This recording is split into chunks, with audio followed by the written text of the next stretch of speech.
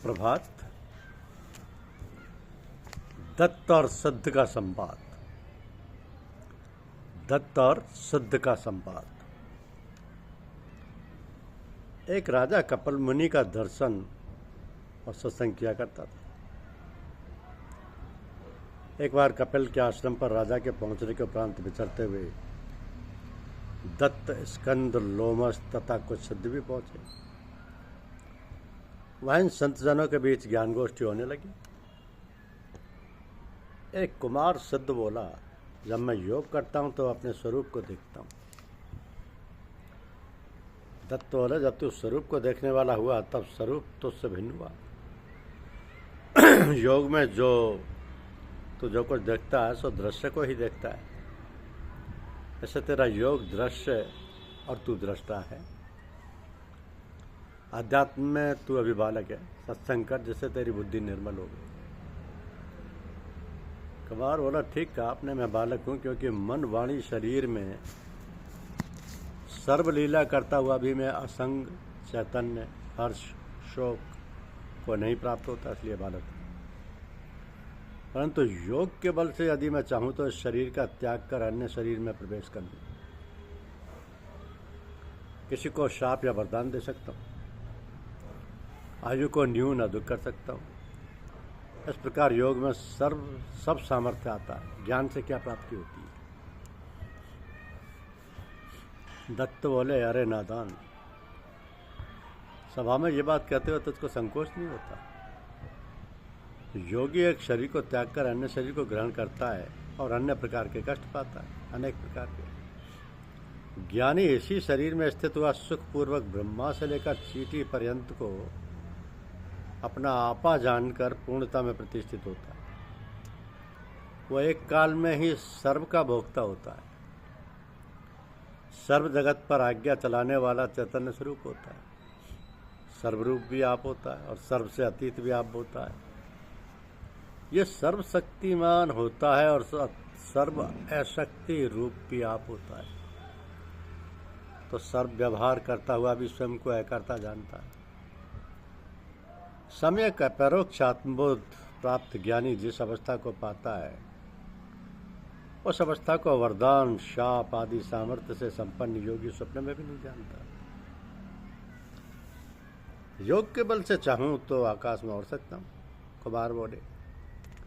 दत्त बोले, पक्षी आकाश में उड़ते फिरते हैं, इससे तुम्हारी क्या सिद्धि है? कुमार बोलते हैं, योगी एक एक श्वास में अमृत पान करता है, सोहम जाप करता है, सुख पाता है। दत्त ने कहा, हे बालक, अपने सुख स्वरूप आत्मा से भिन्न योग आदि से सुख चाहता है। गुण की को भ्रांति होवे तो अपने से पृथक चणकादिकों से मधुरता लेने जाए। चित्त की एकाग्रता रूपी योग से तू स्वयं को सुखी मानता है और योग के बिना दुखी मानता है। ज्ञानी योग अयोग दोनों को अपना दृश्य मानता है। योग अयोग सब मन के ख्याल हैं। योग रूप मन के ख्याल से मैं चैतन्य पहले से ही सुख रूप से दूं। जैसे अपने शरीर की प्राप्ति के लिए कोई योग नहीं करता क्योंकि योग करने से पहले ही शरीर है, उसी प्रकार सुख के लिए मुझे योग क्यों करना पड़े? मैं स्वयं सुख स्वरूप हूँ। कुमार बोले, योग का अर्थ है जुड़ना। यह जो सनकादिक ब्रह्मादिक स्वरूप में लीन होते हैं सो योग से स्वरूप को प्राप्त होते हैं। दत्त कहते हैं, जिस स्वरूप में ब्रह्मादिक लीन होते हैं उस स्वरूप को ज्ञानी अपना आत्मा जानता है। हे सिद्ध, मिथ्या रूप कहो, मिथ्या मत कहो। ज्ञान और योग का क्या संयोग है? योग साधना रूप है और ज्ञान उसका फल रूप है। ज्ञान में मिलना बछड़ना दोनों नहीं, योग करता क्या अधीन है और क्रिया रूप है। तो कपिल मुनि बोले कि आत्मा के सम्यक है परोक्ष ज्ञान रूपी योग सर्व पदार्थों को जानना रूप योग हो जाता है। केवल क्रिया रूप योग से सर्व पदार्थों को जानना ही नहीं होता, क्योंकि अधिष्ठान के ज्ञान से ही सर्व कल्पित पदार्थों का ज्ञान होता है। आत्म अधिष्ठान में योग खुद कल्पित है। कल्पित के ज्ञान में अन्य कल्पित का ज्ञान होता है। स्वप्न पदार्थ के ज्ञान से अन्य स्वप्न पदार्थों का ज्ञान नहीं, परंतु स्वप्न दृष्टा के ज्ञान से ही सर्व स्वप्न पदार्थों का ज्ञान होता है। अतः अपने को संसार रूप इस स्वप्न के अधिष्ठान रूप स्वप्न दृष्टा जानो। शुद्धों ने कहा, तुम कौन हो? दत्त, तुम्हारे ध्यान अध्यान का, तुम्हारी सिद्धि असिद्धि का मैं दृष्टा हूँ। राजा बोले, हे दत्त, ऐसे आपने स्वरूप को पाना चाहे तो कैसे पाएं?